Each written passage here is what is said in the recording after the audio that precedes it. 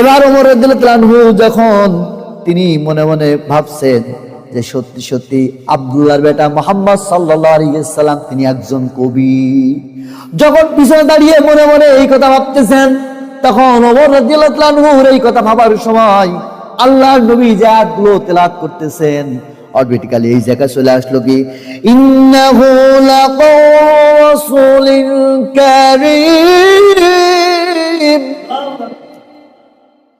وما هو شاعر قليلا ما تؤمنون। আল্লাহ নবী এই জায়গা থেকে তেলাওয়াত করেছেন ইন্নাহু লাকাওলুন রাসূলুন কারীম, না না নিশ্চয় না, এটা হচ্ছে আল্লাহর একজন ফেরেশতা, সম্মানিত একজন ফেরেশতা, যিনি তা বইয়ে নিয়ে এসেছে, যিনি আরশের অধিপতির কাছে বিশ্বস্ত। আর এটা হচ্ছে কি ওমা হুয়া শাইইন কলিলাম মা তুমিনুন, না তিনি কোনো কবি নয়, বরং তোমরা কম মানুষরা বিশ্বাস করে, তোমরা বিশ্বাসিতা করো না। আল্লাহু আকবার।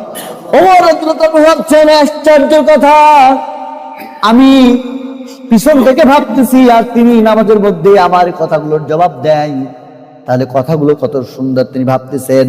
তাহলে মানুষেরা যে বলে এই মানুষটা কবি, এই মানুষটা যেমন তেমন কবি নয়, এই মানুষটা কবি তো নয়, তাহলে কি এই মানুষটা নিশ্চিত গণক?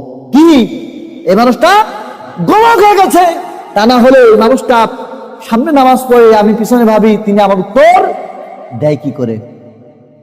ওমর রাদিয়াল্লাহু আনহু বলে বলে যখন ভাবতেছিলেন, ঠিক এর মধ্যে পরপর তিনি মনে ভাবছেন আর আল্লাহর নবী যে আয়াত তেলাওয়াত করতেছেন তার মধ্যে এই আয়াত চলে আসলো এবার, ওয়ালা বিকাউলি কাহিনিন কালিলাম মা তাযাক্কারুন। আল্লাহর নবী এই জায়গা তেলাওয়াত করলেন ওয়ালা বিকাউলি কাহিনিন, আর না না তিনি কোন গণক নন, তিনি কালিলাম মা তাযাক্কারুন, তোমরা খুব কম সংখ্যক লোকেরাই তা অনুধাবন করো।